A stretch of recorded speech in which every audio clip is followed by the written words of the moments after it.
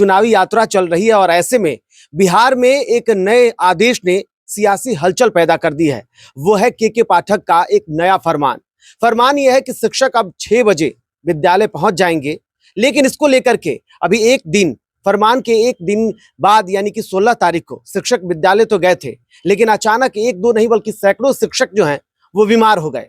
ऐसे में क्या अब इस स्थितियों को लेकर के शिक्षा विभाग तैयार तो होगा ही, क्योंकि आदेश उनके हैं, लेकिन शिक्षक संघ में किस तरीके के तस्वीरें देखने को मिल रही है, क्या आक्रोश है, क्या इसका विरोध होगा, तमाम बातों को लेकर के हमारे साथ बिहार प्रादेशिक शिक्षक कल्याण संघ के सचिव हैं, प्रदेश महासचिव हैं, हमारे साथ आनंद मिश्रा जी हैं। सर बहुत बहुत स्वागत है। जी धन्यवाद।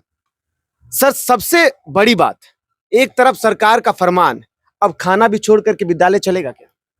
बिल्कुल, शिक्षकों को जिस तरीके से गुलाम की मानसिकता के साथ काम कराने की प्रवृत्ति सरकार के अंदर आ गई है, अधिकारियों के अंदर आ गई है, उसका परिणाम तो शिक्षा पे भी पड़ेगा ही।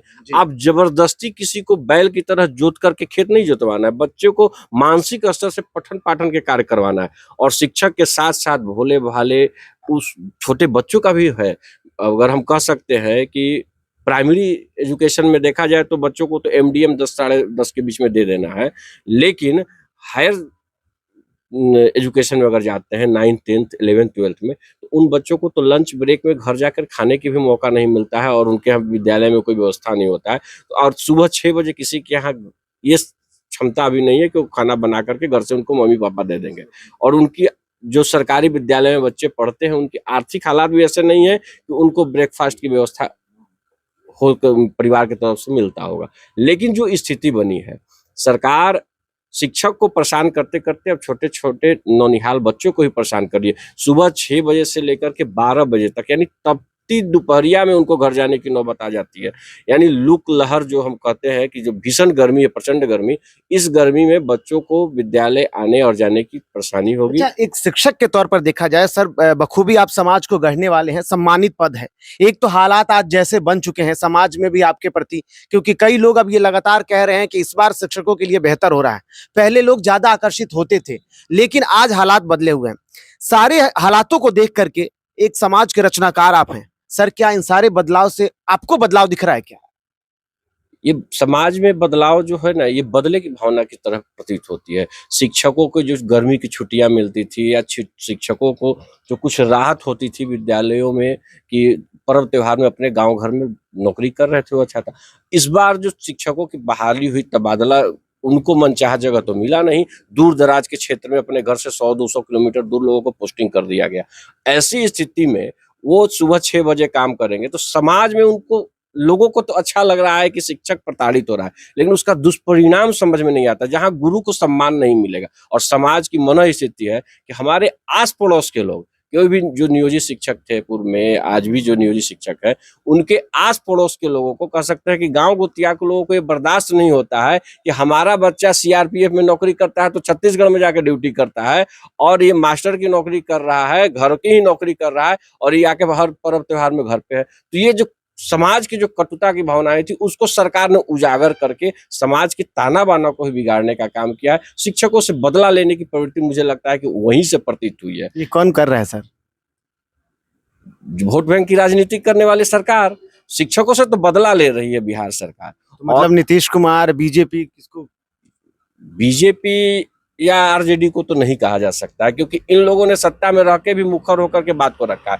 और जिस तरीके से माननीय मुख्यमंत्री जी ने सदन में भी कहा था कि विद्यालय 10 से 4 चलेंगे, और फिर उनके ही आदेश को माननीय अधिकारी के द्वारा लागू नहीं करवाया गया, और उसके बाद भी अधिकारी के पक्ष में मुख्यमंत्री जी का खड़ा होना, पूरे बिहार को विदित है कि ये सारा गेम अगर हो रहा है तो बड़े स्तर से। एक चीज ये देखा जाए, लगातार आप कई आदेशों को देख रहे हैं। एक तरफ लगातार आदेश आते हैं, अगले शाम या तो उसको बदल दिया जाता है या फिर कुछ और तस्वीरें आती हैं। शिक्षकों के बीच में थोड़ी सी तो समस्याएं बन गई होंगी इन सारी हालातों को लेकर के। कहा यह भी जा रहा है कि नौकरी बचाना भी अब मजबूरी हो गई है। देखिए, आदेश के बारे में और पत्र का वायरल होना और उसका फर्जी हो जाना, इसके पीछे भी मेरा ये कहना है कि जिस पत्र से शिक्षकों को थोड़ा सा खुशी मिलता है, थोड़ी सी राहत मिलती है, और 2-3 घंटे के बाद टेस्ट के बाद सोशल मीडिया से उनको लगता है कि शिक्षकों में खुशी का माहौल है, उस पत्र को फर्जी घोषित कर दिया जाता है। यानी बिहार में हम लोग अब शिक्षक इस स्तर पे आ गए हैं कि हम पत्र वायरल है वो फर्जी है कि सही है, कैसे जांच करते हैं?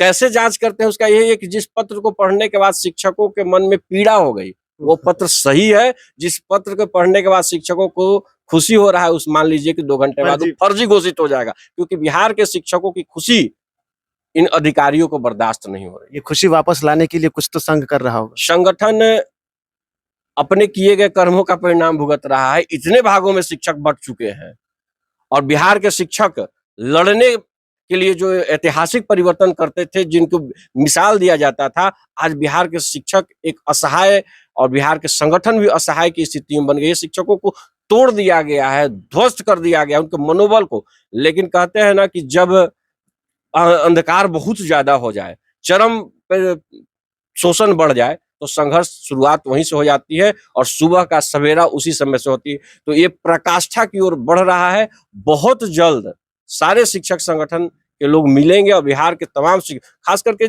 हमारे यहाँ जो महिलाओं की संख्या बढ़ी है, शिक्षिकाओं की बहनों की जो संख्या बढ़ी है, इसका परिणाम हुआ कि उनका आंदोलन में सहभागिता कम रहा और 60% महिलाएं हैं। तो आज जब महिलाओं की स्थिति ज्यादा नाजुक हो गई है, सुबह 6 बजे से 1:30 बजे तक विद्यालय में रहना, उनकी पारिवारिक जीवन को ताना बाना को ध्वस्त करने का जो सरकार का कार्यक्रम चला है, तो सबसे ज्यादा तो हमारी महिलाएं बहनें स्वास्थ्य स्तर पर भी, पुरुषों को भी तो स्वास्थ्य स्तर पे तो प्रभावित है। लेकिन हमको क्या है, पुरुष क्या है, घर पे खाना मिलेगा, हम खाएंगे, स्कूल चले जाएंगे। महिलाओं को तो बनाना भी है ना, अपने साथ साथ पूरे परिवार के लिए बनाना है और आकर के भी बनाना है। तो जो 2 बजे रात में उठेगी महिलाएं तब ना खाना बना पाएंगी। तो सोचिए कि कोई व्यक्ति रात में कितना बजे सोया कि 2 बजे उठ करके सुबह 6 बजे के लिए ऑफिस वर्क के लिए तैयार हो जाएगा। अब ये नित्य क्रिया के रूप में चलेगा ना, एक दिन के लिए तो है नहीं कि हमको इसको कर लेना है, ये रोज होने वाला कार्यक्रम है, तो जीवन शैली प्रभावित होगी। चलिए, आपने कहा आंदोलन के रूप में अब तस्वीरें दिख सकती हैं, क्योंकि अगर चुनाव खत्म होने के बाद मुझे लगता है कि जैसे ही आचार संहिता समाप्त होगी, बिहार के संगठनों के लड़ने के अलावा कोई रास्ता नजर नहीं आता। शिक्षक इस चुनाव में कुछ कर सकते हैं क्या? वैसे जिस तरीके से देखा जाए उनके अंदर एक नाराजगी, एक आक्रोश की भाव, तस्वीरें बदलेंगे क्या? बिहार के शिक्षक कम संख्या में और है भी तो बिखरे हुए हैं। ये नहीं कह सकते हैं कि एक कंस्टिट्यूएंसी हमारा है और वहां पे हम उसको चेंज कर सकते हैं। लेकिन बिहार के शिक्षकों का जो वोटिंग है, जो बैलेट वोट के आधार पे है, उसमें सरकार के प्रति जो नाराजगी है वो स्पष्ट दिखाई देगी और जिस तरीके से शिक्षकों का शोषण किया जा रहा है उसका परिणाम उनके परिवारजनों के द्वारा वोटिंग प्रतिशत के रूप में भी दिखाई दे भी रहा है और आगे भी दिखाई देगा। अगले चरणों में भी उसका परिणाम तो जरूर दिखेगा।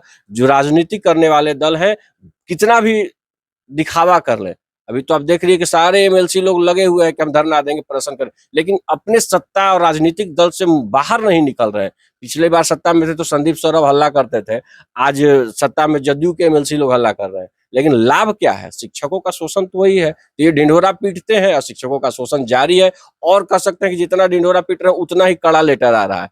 तो बुरी स्थिति है शिक्षक समाज के लिए और राजनीति करने वाले लोग मिल करके शोषण करवा रहे हैं शिक्षकों का। चलिए, बहुत बहुत धन्यवाद सर। तो जिस तरीके की तस्वीरें लगातार बिहार में बन रही है और खासकर शिक्षकों को लेकर के, ये जाहिर है कि शिक्षक तो परेशान हैं, क्योंकि सुबह 6 बजे विद्यालय आना और खासकर अगर देखा जाए तो अधिकतर इस बार जो नए शिक्षक हैं, डिजिटल जमाने में लोगों की दिनचर्या वैसे भी बिगड़ चुकी है, चाहे वो सोशल मीडिया पर ज्यादा वक्त तक सर्फिंग करना हो या फिर कई और कारण, और उसके बाद सुबह 6 बजे विद्यालय पहुंच जाना और इस पठन पाठन को बेहतर तरीके से चलाना कई रूप में ये एक अलग स्थिति को पैदा कर रहा है, चाहे वो पढ़ाने के मामले में हो या शारीरिक रूप से। लेकिन जिस तरीके से पहले ही दिन अगर सैकड़ों शिक्षक बीमार हो गए, आने वाले दिन में तस्वीरें बदलेंगी और ऐसे में अब शिक्षक जो संघ है वो क्या कुछ करता है और इसका परिणाम आगे सरकार को किस तरीके से झेलना पड़ेगा, ये देखना होगा। फिलहाल इतना ही, नमस्कार।